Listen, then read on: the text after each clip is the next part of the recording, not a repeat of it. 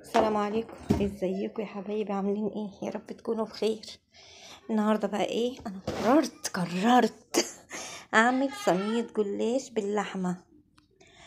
تعالوا بينا اوريكم انا عملت ايه. بس عملت فيها حاجات جديده على فكره. اللهم صل وسلم وبارك على سيدنا محمد وعلى اهله واصحابه وسيدنا محمد.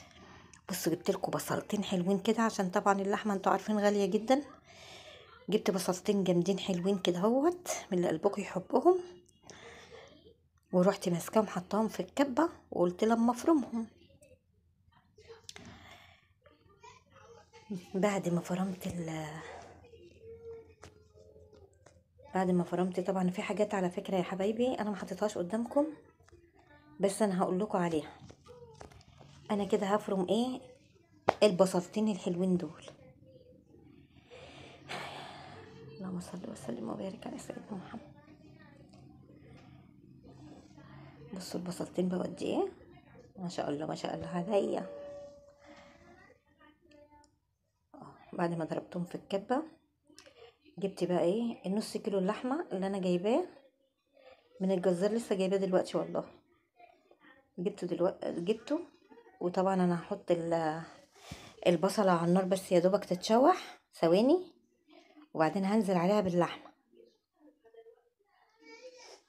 انا ما بحطش يا جماعه فلفل اخضر اي اكله عندي فلفل حوم.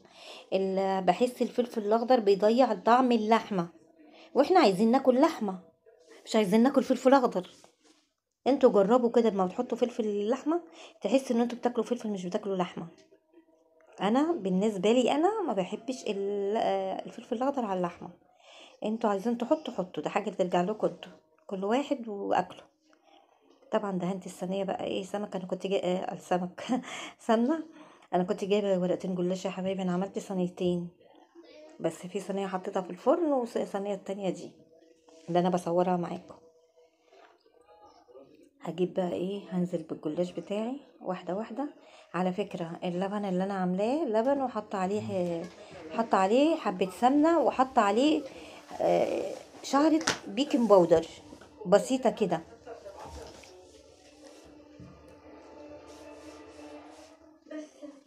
حاطه شعرة بيكنج باودر بسيطه.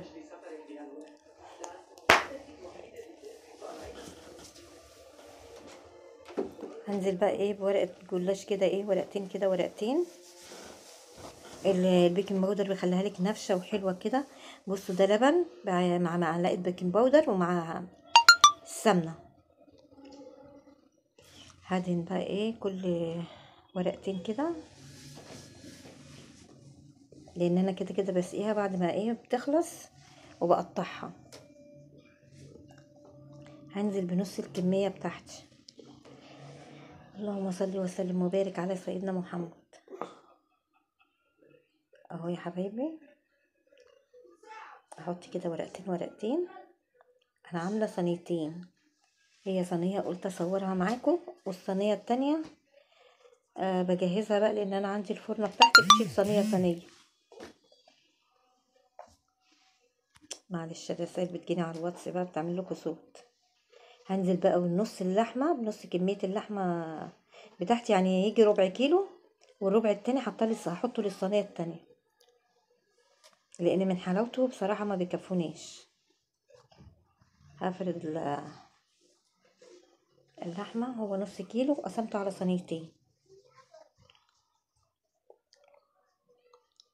اهو يا حبيبي.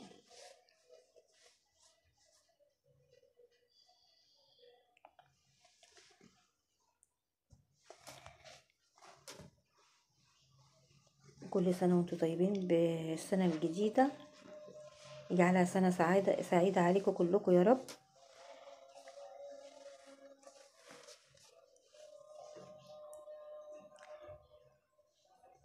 والعيد برضو بتاع اخواتنا المسيحيين داخل، كل سنة وهم طيبين، يجعلوا عيد سعيد عليهم يا رب.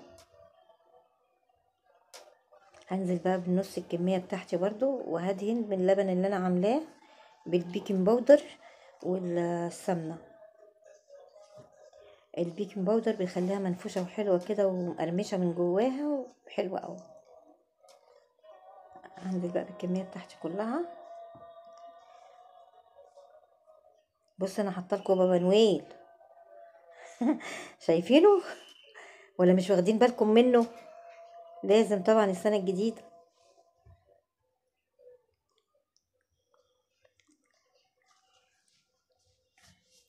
هخلص بقى الكميه بتاعتي كلها. يا ريت بقى ايه تشيصوني وابص الاقيكم كده ايه ما شاء الله.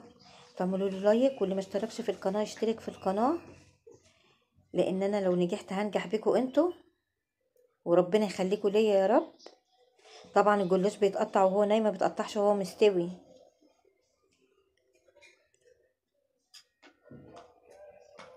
انا هعلم الناس الحلوه دي.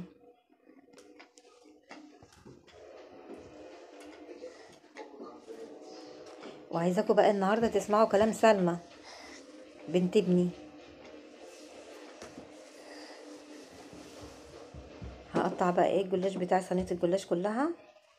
هنزل بقى، كان عندي حبه جبنه مبشوره رومي، نزلت بيهم على الصينيه التانية. بقى احط لها حبه، كان عندي جبنه فلامنك في الفريزر، هطلعها واحط منها. دي حطيت لها جبنه رومي، هحطها بقى في الفرن بتاعي طبعا تستوي. دي الجبنه بقى اللي انا عامله الصينيه التانية. بصوا يا حبايبي الحلاوه والطعامه، ايه رايكم؟ يلا بقى. سلمى بتقول لكم ما تنسوش تعملوا لايك واشتراك، وعجبكم الأكلة دي اعملوها. يلا خليكم اسمعوا كلام سلمى. يلا سلام عليكم، مع الف سلامه وفي حفظ